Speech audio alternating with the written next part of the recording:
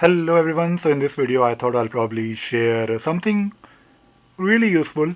Now if you are moving to the UK and if you are trying to also get a license, a UK license, a proper UK license, then I thought I'll probably share some tips. Now I'm not, of course not really a professional driving instructor, but I'm just trying to share my experience. And this video is for those people who are already driving in their home country. So I came from India, and I was of course driving in Delhi.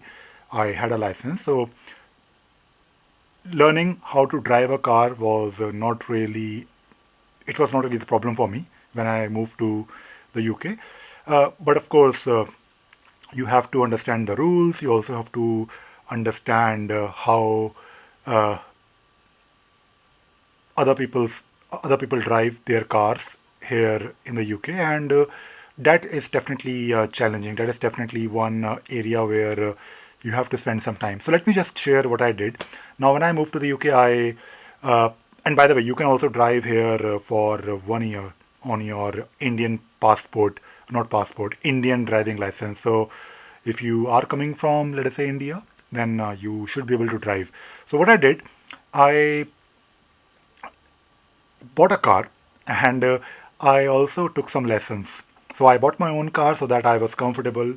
Uh, because when you're driving your own car, you know the car, you know uh, it well, and you need to spend some time with your car so that and I'm talking about the test. I'm talking about the driving test. The actual driving test that you will have uh, to basically pass to get your license. So the way it works, you have to of course first get a provisional license, which is nothing but a form that you will fill online. I guess the process is same. Then uh, after some time you will be uh, you will have to pass one test, not driving test, but online test. So you have to go to one center for doing it, and if you pass it, then you have to book a proper driving test. Now, what I did, I bought a car and I also took few lessons, not really a lot, and I I took those lessons because I wanted someone to take a look at how I'm driving, and of course, when I took the lessons, I also spent time understanding how the rules work. Now, to be honest, most of the rules, like driving here in the UK, most of the rules are quite obvious. And if you're coming from, let us say, Delhi, then I'm not really saying each and every rule, but you should have some idea about most of the rules, if not all. And driving system here in the UK is quite, I think it is quite mature because, or the way you will see the markings or the signs on the roads. It is quite straightforward, but you have to spend some time understanding it. You have to also make yourself comfortable.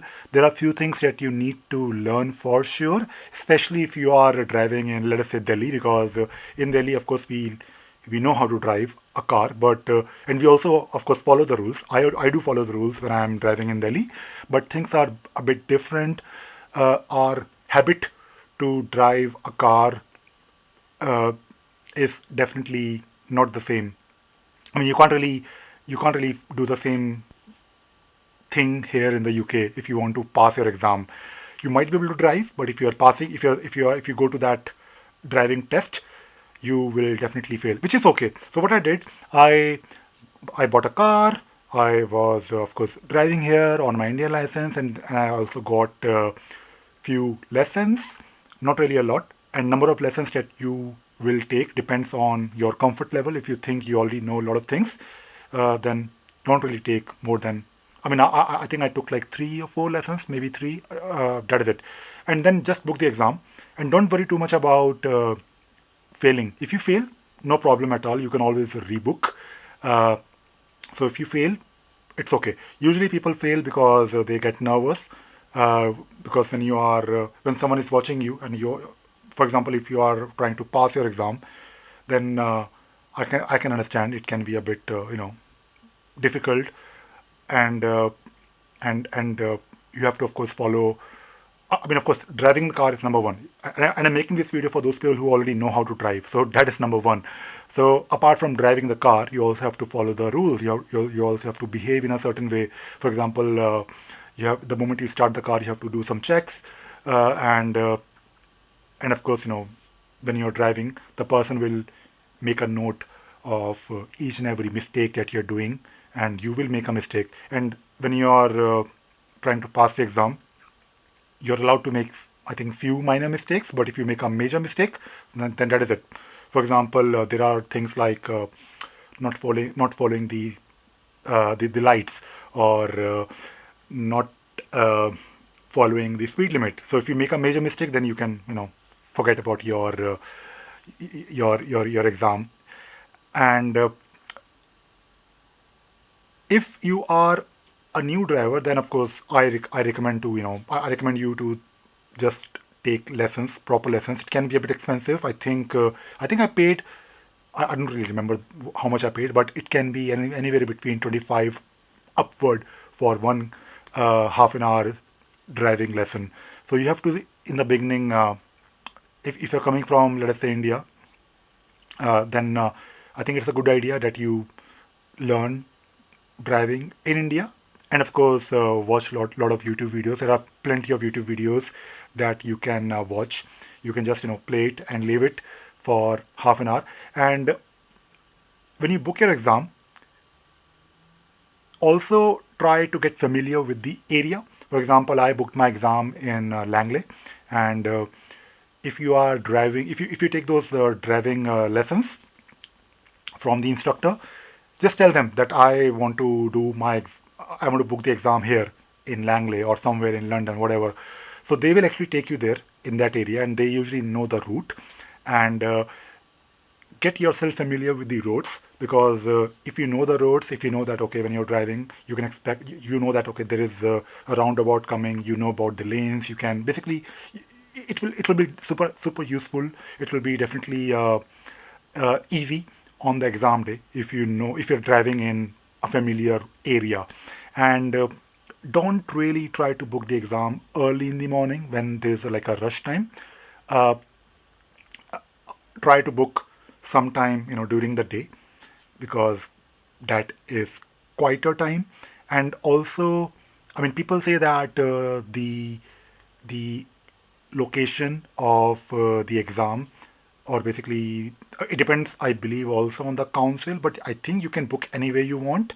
So you can choose, if my understanding is correct. I might be wrong, but just do some research on this. But if there's an option, then maybe go for a center which in your opinion, or maybe if you do some research online, you might be able to find some information about whether they are a bit more strict or not. For example, Langley, I think they are strict. So I think overall in the UK, the pass percentage is, I think, 50%. I think last time I checked somewhere. So usually people fail. So it's okay if you fail. Don't worry about it. It will of course cost you money to rebook the exam, and I think you can book after some number of days. And whenever you book again, you will know about the mistakes. And my recommendation would be to book. If you fail, then book at the same center, so that you are also familiar with the center.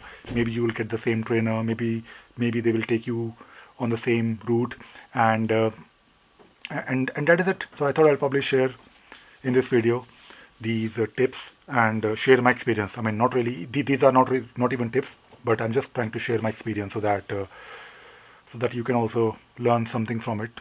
And I hope you found this video useful. Thank you very much. Bye bye.